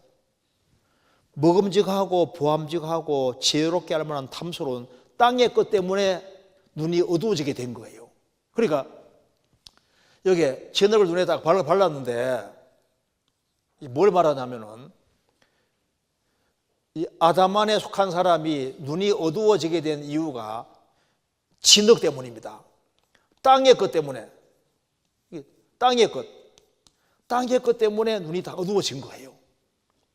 그런데 예수님께 딱 가니까 눈이 떠져서 밝게 보이잖아요. 지금 보세요. 우리 시대에 많은 사람들이 진흙을 눈에 바르고 다니는 것처럼 눈에 온통 뭐밖에 안 보입니까? 세상밖에 안 보여. 그잖아요. 진흙 눈에 붙이고 있는 것처럼 오로지 땅의 것 눈에 보이는 걸 추구하고 산다 그 말입니다. 그런데 진흙이 딱 붓겨지는 것처럼요, 주님 진흙으로 딱 씻으면서 밝게 본 것처럼요, 우리가 구원 받을 때 영혼 눈이 딱 뜨여서 정말 볼거를 보게 된 겁니다. 보세요. 예수님 당대 이스라엘 사람들이 많은데 그들은 먹고 마시고 시집가고 장가가고 사고 팔고 심고 집 짓고 그리고 땅의 것을 추구하고 잘 먹고 잘 살고 이렇게 하면 된다고 생각하는 그 시대에 이들은 먹고 살만한 사람인데 예수님 부르실 때 다 버리고 왜 쫓아갈까요? 그들은 다른 것이 보이는 사람인 거예요. 야, 이 예수님 이 메시아인데 이분 따라가서 뭔가 세상에서 정말 가치 있는 일, 영혼을 건지고 세우는 일, 사람을 제대로 낚아서 하나님 품으로 이끄는 일, 이것의 귀중함을 보는 사람이었던 겁니다. 그들은 물고기 잡는 걸 넘어서서 사람 낚기를 원해서요. 사람 낚는 어부가 되게 하리라. 그들은 그 당대 고명한 사람으로서 고명한 일을 도모하는 사람이었던 겁니다. 영혼을 정말 건지고 세우기를 원했습니다. 그래서 그들은 특징을 보시면요, 주님 말씀하시면 즉시 순종할 줄 아는 사람입니다. 그 뒤에 보시면요, 4장 20절에 저희가 곧 그물을 버려두고, 곧입니다. 곧 그물을 버려두고 쫓으니라. 22절 저희가 곧 배와 부처를 버려두고 예수를 쫓으니라. 주님 말씀하실 때 네 하고 즉시 쫓아. 시편 119편 60절에 주의 계명을 지키기에 신속히 하고 지체치 아니하였나이다. 이들은 부지런한 사람인 동시에 영혼의 눈이 열린 사람이고 좀 더 가치 있는 일을 하기 원하는 사람이고 주님께 충성하고 주님 말씀에 복종할 수 있는 그런 사람이었던 겁니다. 그렇기 때문에 그들은 주 안에서 귀하게 사용될 수 있었습니다. 이들은 특별한 특징이 있잖아요. 제가 이번에 에콰도르 갔을 때 에콰도르 뿌요 교회 목사님이 그 아마존 전초기주에 살면서 이제 아마존 부족들을 상대로 전도하시는 분인데, 이제 그 아마존 강을 건너 가지고 그 들어가 모기도 많고 아주 위험이 도사리는 곳에 매번 들어가 전도해야 되는 겁니다. 그래서 그때 그분이 고린도서 11장을 말하면서 바울사도 여러 번 여행에 강의 위험과 강도 위험과 동족의 위험과 이방인의 위험과 신의 위험 나오지 않습니까? 그걸 인용하면서 자신이 그런 위험을 통과해 가면서 이렇게 전도한다고 얘기 쭉 하는데 상당히 마음에 탁 와닿더라고요. 그러니까 저분도 저렇게 귀하게 쓰임 받는 게 저분 보니까 저분도 목숨 걸고 아마존 그 원주민들에게 들어가는 거예요. 목숨 걸고. 왜? 주님 나를 구원해 주셨기 때문에 목숨 거는 그런 마음이 있으니까 그렇게 하는 거라고 보니까. 그러니까 주님께 쓰임 받는 사람은 특징이라는 게 있는 겁니다. 주님께서 말씀하시니까 즉시 행동으로 옮겨져요. 즉시. 왜 즉시 행동하는 이런 사람을 주님 사용하시냐면은 모범이라는 게 참 중요하죠. 모범. 말만 하고 행동으로 안 옮기면은 그러면은 이제 이게 성도들을 제대로 이끌어 갈 수 없다는 걸 알지 않습니까? 그러니까 주님께서 뭘 보시냐면은 말하고 행동하는 게 연결되는지 안 되는지를 보시는 거예요. 정말 모범이 되는 사람을 주님께서 부르신 겁니다. 아브라함도 이삭 바치라 할 때 즉시 그냥 바치잖아요. 할례 행하라 할 때 즉시 할례를 행했습니다. 이들은 다 행동하는 사람이었다는 걸 알 수 있는 겁니다. 하나님 나라는 말에 있지 아니하고 능력이 있기 때문에 얼만큼 실제 순종하고 행동으로 옮겼냐 그런 것도 보시는 겁니다. 그리고 이들은 형제들이에요. 형제들. 18절에 시몬 베드로와 그 형제 안드레, 21절에 세베디 아들 야고보와 그 형제 요한, 누가복음 5장 보면 이들은 또 동업하는 사람들입니다. 같이 함께 물고기 잡는 사람들이니까 이들은 같이 협동하는 사람들, 형제지간에 우애가 있고 같이 동업을 하고 협동할 줄 아는 그런 사람들을 주님께서 부르셨습니다. 물고기 잡을 때도 협동이라는 게 필요하잖아요. 자, 교회 안에서도 주님이 어떤 사람을 찾으시냐면은 단독 행동이 아니라 조화를 잘 이루는 사람, 동일 보조를 같이 하는 사람들, 그런 사람을 찾으십니다. 복음은 협력이라는 게 정말 필요한 거예요. 혼자 전도하는 게 아닙니다.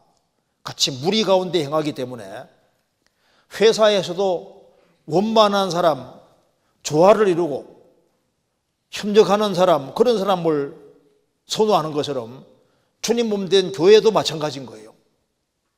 메뚜기도 떼를 지어 나가는 것처럼, 양떼인 것처럼 무리 가운데서 이렇게 동일 보조를 맞추고 조화 잘 이루는 사람, 그런 사람들을 주님께서 딱 보시고 그런 사람을 일꾼으로 사용하시는 겁니다. 성경 고린도후서 12장 보겠습니다. 12장 18절.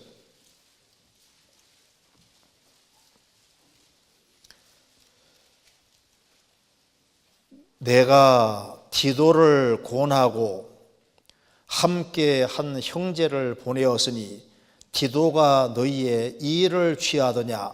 우리가 동일한 성령으로 행하지 아니하더냐? 동일한 보조로 하지 아니하더냐?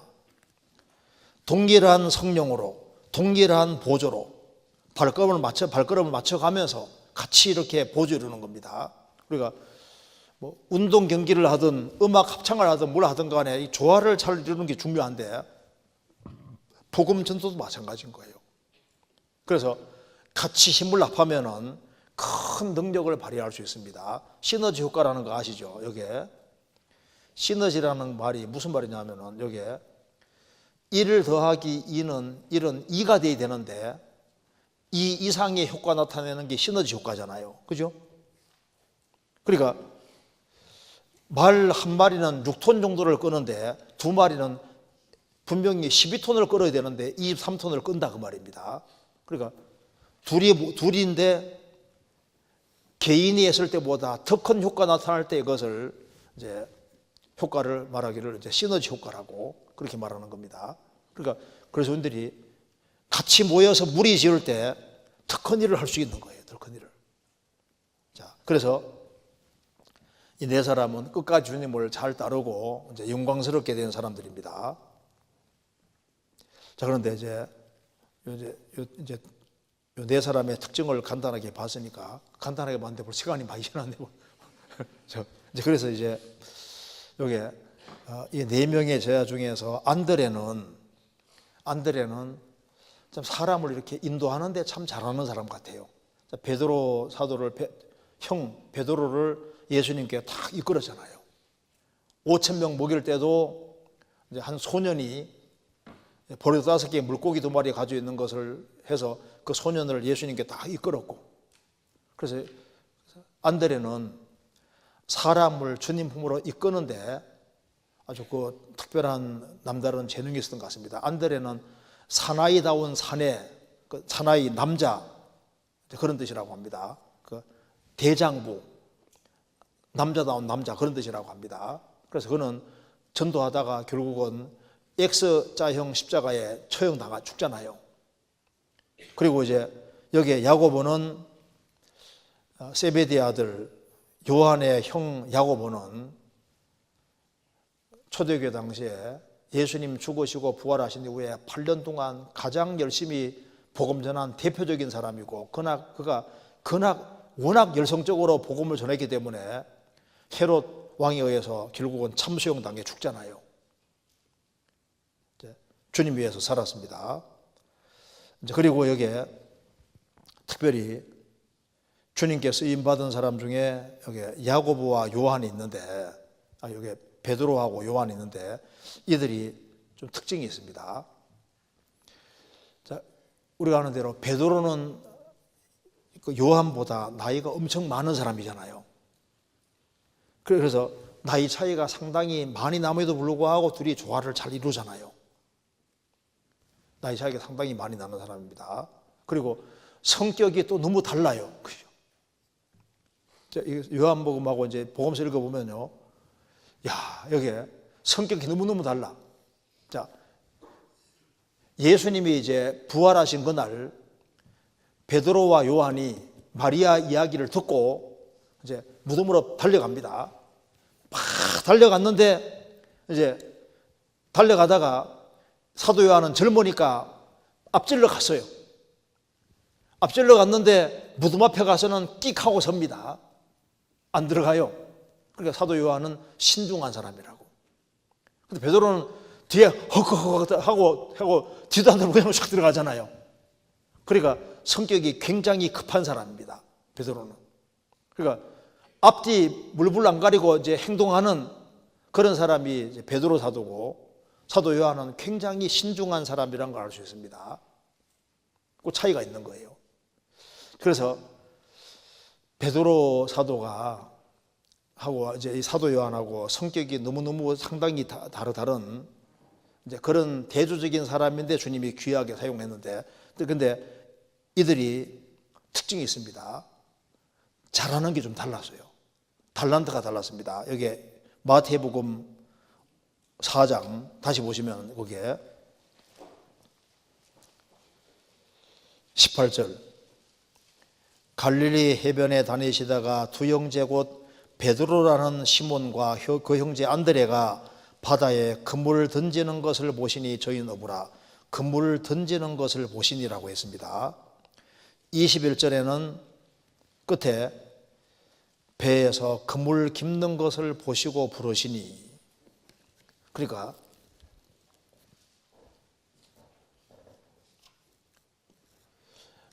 우리 똑같이 구원을 받아서도 일단 나이도 차이가 나고 성격에서도 차이가 납니다. 그리고 달란트 재능에서도 차이가 나요. 그런데 주 안에서는 이걸 주님께서 다 활용해서 사용하신다 그 말입니다. 그래서 여기 베드로는 하나님께서 그물 던지는 것을 보셨습니다. 그래서 베드로 사도는 그물을 던지는 걸 잘하는 것처럼 그는 뭘 특별히 잘하느냐, 전도하는 걸 잘해요. 전도. 그래서 베드로는 물고기를 많이 잡아봤기 때문에 뭘 잘하는 사람이냐면, 이 물고기에게 미끼가 필요하잖아요. 그러니까 물고기가 어떻게 하면 잡히는지를 잘 알고 있는 사람이라고. 그는 그물을 잘 던지는 사람이잖아요. 그래서 베드로 사도는 무슨 사도냐 하면 특별히 소망의 사도입니다. 소망. 그는 사람들에게 소망을 잘 설교하는 사람이고, 그래서 사람 마음을 탁 끄는 미끼가 소망이라는 걸 알아요. 그래서 그는 예수님의 부활, 소망을 너무너무 설명을 잘하는 사람이고, 그래서 그는 사람을 전도하는 데 특별한 재능이 있습니다. 그래서 베드로 사도가 한번 설교하니까 3,000명, 5,000명 구원받았잖아요. 그는 그물 던져서 물고기 잡는 거 잘하는 것처럼 사람을 주님 품으로 인도하는 걸 너무너무 잘하는 사람인 거예요. 그런데 요한은 그물을 깁는 자리에서 부르심 받았습니다. 그러니까 그물을 깁는 자리에 부르심 받았으니까 사도 요한은 어떻게 하면 물고기가 잘 빠져나가지 않는지를 너무 잘 알잖아요. 그러니까 물고기가 새 나가지 않게끔 탁 그물 안에 들어오면 절대 안 빠져나가게끔 하는 걸 잘하는 사람입니다. 그러니까 사도 요한은 뭐가 필요하냐? 사랑의 중요성을 확실하게 아는 사람이라고요. 그래서 사도 요한은 항상 핵심 주제가 뭔지 아시죠? 사랑. 그러니까 베드로 사도는 전도 잘하는 걸 잘하고 구원받은 사람들을 하나로 딱 묶어서 공동체 안에서 한 무리가 되어 주님 앞에까지 가야 되는데, 한 무리가 돼서 가는데 제일 하나가 되는데 제일 중요한 요소가 뭐냐? 사랑이다. 그래서 사도 요한은 구원받은 무리를 하나로 잘 만들어서 서로 사랑하는 가운데 잘 공동체로 잘 가게 하는 그 특별한 재능이 있는데, 그 직업을 주님이 이용해서 영혼을 건지고 세우는데 주님이 그 사람을 사용하셨던 겁니다. 그 사람마다 특징이라는 게 있습니다. 그래서 각각 다른 종류의 사람을 주님 부르셔서 또 각자 인도하는 코스가 다 달랐잖아요. 그래서 베드로 사도는 이렇게 열심히 전도하다가 네로 황제 당시에 그는 거꾸로 못 박혀 죽는 것으로서 인생을 마치게 하십니다. 거꾸로. 그러니까 십자가. 양팔 벌리고 죽는 것으로서 인생을 마치도록 하셨고, 사도 요한은 끝까지 살아남아서 사도 요한만 자연사합니다. 에베소에서 자연사하는데, 그는 요한계시록까지 기록하고 나중에 에베소로 반모섬에서 요한계시록 기록하고 돌아와서 에베소에서 전도하다가 자연사하고 죽습니다. 그러니까 똑같이 구원받아도 한 사람은 이러하고 한 사람은 저러하고 코스가 다르잖아요. 그러면은 이제 인도하는 코스가 다르고, 그리고 하나님께서는 봤을 때 사도 요한도 끝까지 신앙생활 잘하는데 베드로 사도도 신앙생활을 참 열심히 하는데 약간 충동적이잖아요. 생각 없이 행동하는 것이 많잖아요. 그래서 주님께서 베드로 사도에게는 특별하게 하나를 연결시켜 놓은 것이 있습니다. 그게 바로 뭐냐면은, 베드로가 예수님을 3번 부인했는데 그때 예수님이 닭 2번 늘기 전에 너가 3번 나를 부인하리라. 그래서 베드로와 하나님이 닭을 딱 묶어놨어요. 연결시켜놨어요. 그래서 베드로 사도는 이제 닭이 올 때마다 예수님을 3번 부인한 게 생각이 나고, 또 주님께로부터 용서받은 게 생각이 항상 나도록 해서, 닭이 어디 가든지 항상 울어젖히니까 그는 닭과 베드로 사도는 이제 분리될 수 없는 상황이 돼버린 겁니다. 어디 가든지 닭이 있으니까. 그래서 그의 교만을 막고 마음이 높아지는 걸 막고, 그리고 항상 주님 은혜와 사랑을 항상 생각하도록 하기 위해 닭을 연결시켜 놓은 겁니다. 그래서 이것이 은혜인 거예요. 은혜. 한 번 설교했는데 3,000명이 구원받습니다. 우쭐댈 수 없는 것이 닭이 꼭 껴오니까 예수님을 3번 부인한 게 생각나잖아요. 용서받은 생각나니까 또 마음을 낮춰요. 도로가 죽었는데 살렸잖아요. 그래서 닭이 꼭 껴오니까 또 마음 낮추고. 우리 신앙생활 속에서도 주님께서 베드로 사도처럼 닭 비슷한 걸 연결시켜 놓은 게 있을 수 있습니다. 아브라함 같은 경우, 바울 사도 같은 경우는 하나님께서 몸에 질병이란 걸 두시잖아요. 그 질병 때문에 끊임없이 자기를 낮출 수밖에 없는 겁니다. 자기 마음을 낮추게 하는 여러 요소들을 들었을 수 있는 겁니다. 자, 그리고 예수님께서 제자들을 사용하실 때 여기에 4명의 제자 중에서 베드로, 그리고 요한, 야고보, 요 3사람을 특별히 12명 중에서도 특별히 더 가까이 데리고 다녔습니다. 그러니까 회당장 야이로의 딸을 살릴 때도 3명 데려가시고, 변화선상에서 변화될 때도 3명 데려가시고, 겟세마네 동산에서 기도할 때도 3명을 데려가시고 3명을 더 가까이 했습니다. 왜 더 가까이 하셨느냐?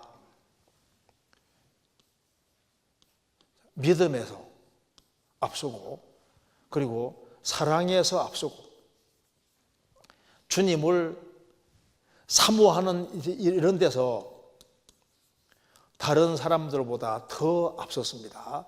이제 그러기 때문에 주님께서 12제자보다는 이 3명의 제자에게 더 많은 것을 보여주셨고, 그래서 주님께서 가장 많은 것을 보여준 사람이 첫 번째로 순교하고, 그 다음에 2명이 교회 안에서 가장 중요한 기둥 역할을 하잖아요. 그러니까 주님을 따르는 사람 중에도 주님을 더 간절히 따르는 사람, 더 열심으로 따르는 사람들, 그런 사람들을 보시고 주님께서 그런 사람들에게 더 알려주시는 것이 있습니다. 더 보여주시는 것이 있어요. 우리 교회 안에도 마찬가지입니다. 교회 안에서도 똑같이 신앙생활해도 주님을 더 절실하게 따르는 사람들이 있는 거예요. 이제 그런 사람들에게 주님께서 더 많은 것을 깨닫게 해주시고, 그리고 주 안에서 더 귀하게 사용하시는 것은 지금도 마찬가지입니다. 자, 그래서 이제 마지막으로 이런 거 생각해 봅시다. 내일도 자세히 말씀드리고요. 우리 시대에 이제 필요한 게 뭐냐면, 우리 시대에 정말 마지막 징조를 다 보는 특별한 시대입니다. 그래서 이 시대에 우리가 해야 될 일 중에 이제 몇 가지 생각해 보면은, 일단 시간. 인생은 시간으로 구성되어 있으니까 시간을 최대한 전략을 해서 시간을 최대한 많이 모아야 됩니다. 그 로버트 맥체인이라는 사람은 30살에 장티푸스에 걸려서 죽는데 너무나도 훌륭한 사람인데 8년 정도 주님의 일을 하고 주님 앞에 갑니다. 그런데 그가 인생을 흘려보내지 마라 그 말을 많이 했는데요. 정말 이 젊은 시절에 시간을 정말 귀하게 생각하고 시간을 최대한 많이 모아서 중요한 곳에 투자해야 되는데, 어디에 투자해야 되냐면은 그 말씀 보고 기도하는 여기에다가 투자해야 됩니다. 이거 한번 보실까요? 여기에 그림을 잠깐 보여드리겠습니다. 여기에 이 그림 봐봐요. 여기에 기도는 하나님이 우리에게 주신 가장 강력한 무기들 중에 하나이다. 기도는 하나님에게 우리에게 주신 가장 강력한 무기들 중에 하나다. 그렇죠? 마귀가 제일 무서워하는 것이 기도하는 겁니다. 그러니까 이 젊은 시절에 시간을 최대한 아껴서 주님을 가까이 하고 주님께 기도하는, 주님의 도움을 절실하게 구하는, 이게 너무 중요한 요소가 됩니다. 그래서 여기에 누가 그림 잘 그려놨더라고. 자, 여기에 커넥트 투 갓이라 했습니다. 하나님께 연결되는 와이파이가 뭡니까? 패스워드가 뭐라고요? 그래요, 기도. 그리고 하나님과 직통으로 연결되는 게 기도니까, 기도하는 사람, 젊은 시절에 주님 도와주세요. 주님 도와주세요. 주님 도움 구하는 게 지혜로운 겁니다. 그래서 저게 사람이 지상 위에 있을 수 있는 가장 높은 장소는 예수님 발에 있는 것이다. 그렇죠? 그러니까 주님 도와주세요. 이게 제일 높은 장소가 맞습니다. 큰 높으신 분하고 딱 연결될 수 있는 게 뭐냐? 이 기도인 겁니다. 기도. 그래서 가장 어려운 전투들은 여러분이 하나님 앞에 무릎 꿇고 굴복할 때 얻어진다. 그러니까 가장 어려운 전투들에서 우리가 어떻게 성공할 수 있느냐? 하나님 도와주세요. 기도하는 것이 가장 중요한 요소가 됩니다. 그리고 여기에 구글이 모든 해답들을 가지고 있는 것이 아니다. 자꾸 인터넷만 검색해서 알라고 하지 말고 성경이 모든 해답을 가지고 있으니까 성경으로 돌아가서 성경을 부지런히 연구하고 읽어야 됩니다. 성경. 그래서 그리고 여기에 또 한 가지는 일단 죄를 멀리하는 게 너무 중요하잖아요. 그러니까 죄들은 신용카드 같은 것이다. 지금 즐기고 나중에 지불하라. 이게 신용카드가 죄하고 신용하고 똑같기 때문에 지금 죄 가운데 살아가면은 그 죄에 대한 대가를 반드시 지불하게 되잖아요.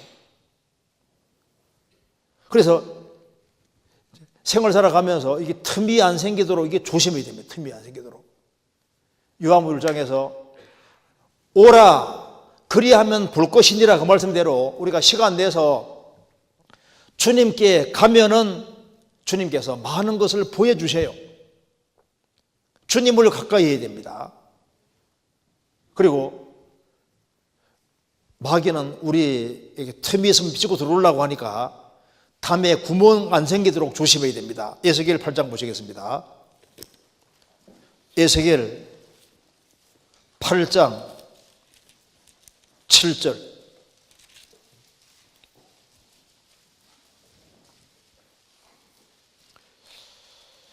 (1160페이지) 그가 나를 이끌고 뜰문에 이르시기로 내가 본즉 담에 구멍이 있더라. 자, 이 성전에 담에 구멍이 있더라. 구멍. 솔로몬 성전 담에 구멍이 생겼으니까 구멍 통해서 이제 세상에 잘못된 것이 다 들어오고 우상들이 다 들어왔습니다. 우리 신앙생활 속에서도 마귀가 틈타지 않도록 틈을 잘 이렇게 탁탁 잘 처리해야 됩니다. 이거 보실까요? 여기 마귀는 앞문을 통해 들어오지 않는다. 그는 당신의 기초에서 갈라진 틈을 잡는다. 마귀는 갈라진 틈 통해 들어오잖아요. 우리 신앙생활의 담에 구멍이 안 생기는지 이거 조심해야 됩니다. 자, 하와는 하나님보다 뱀을 더 믿을 만하다 여겼다. 뱀이 신용을 할 만하기 때문이 아니라 뱀이 하와가 듣기 원했던 것을 말했기 때문이다. 그죠? 그 하와 듣기 좋은 소리 했습니다. 그잖아요. 지금 마귀가 특별히 누구를 넘보고 있을까요? 젊은 사람들 신앙 망치게 하려고 합니다. 그래서 이 젊은 시절에 아예 마음에 각오를 하고 이 4명의 제자들이 주님께 운명을 다 걸은 것처럼 주님께 운명을 걸으면요, 그럼 주님께서 보십니다. 보시고 정말 사람을 낫게 만들어 주시는 거예요. 사람 닦는 어부가 되게 하리라. 제가 마지막으로 비디오 하나만 보여드리고 마치겠습니다. 이게 니콜라스 윈턴이라는 사람인데 669명의 사람을 건졌습니다.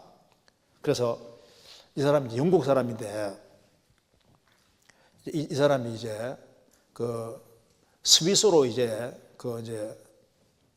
여행을 갔다가 이제 체코에서 친구가 불러서 거기에서 유대인들이 얼마나 그 핍박을 많이 받는지를 보고 유대인들의 그 소년들을, 아이들을요, 영국으로 입양시키는 일을 이렇게 하는 겁니다. 그래서 669명의 아이들을 이제 입양을 시키고, 그리고 이제 마지막으로 250명의 아이들을 차에 태워서 이제 보내려고 했는데, 그때 2차 대전 터져서 아이들이 행방불명되고 2명의 아이만 살아남은 걸로 확인됩니다. 그래서 그가 종적을 감췄는데 나중에 이 방송국에 나와서 이제 드러나게 됐는데, 한번 그 한 장면 보시면요, 요 마지막으로 요거 보고 마치겠습니다. 한번 보시겠습니다. 자, 이거 한번 들어보시죠.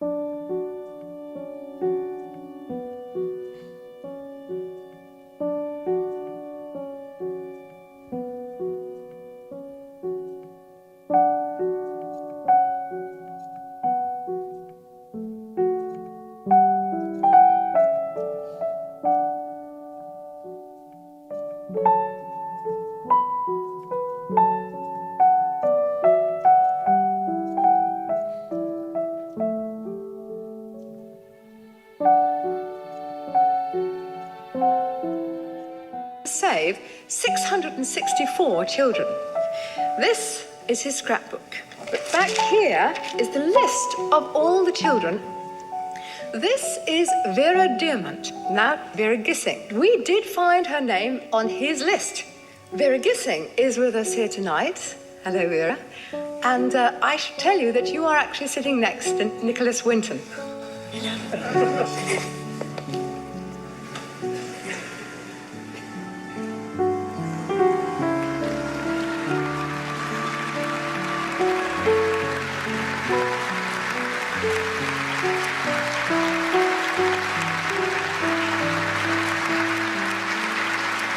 I wore this around my neck, and this is the actual pass that we were given to come to England. And I'm another of the children that you saved.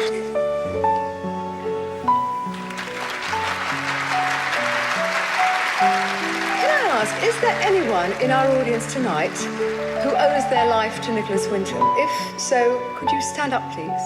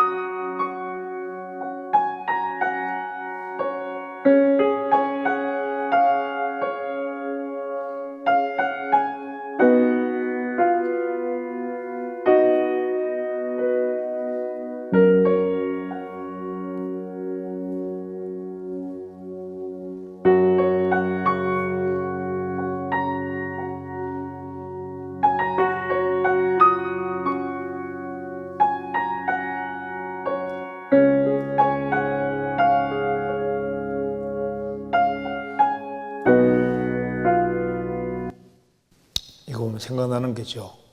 우리가 주님 앞에 갔을 때 우리가 영혼을 건진 그런 사람들이 얼마인지는 모르지만은 저 위에 갔을 때 같이 영원히 같이 보게 될 겁니다. 그래서 땅에서 육신의 생명을 구하는 일도 중요한 일이라면은 영혼 건지는 훨씬 더 중요한 일이지 않습니까? 그래서 사람 나는 어부가 되게 하리라. 우리도 그걸 좀 깊이 생각해야 되겠습니다. 같이 기도하시겠습니다. 자비로우신 우리 아버지 하나님, 저희들을 주의 보배로운 피로 구원해 주신 것을 감사합니다.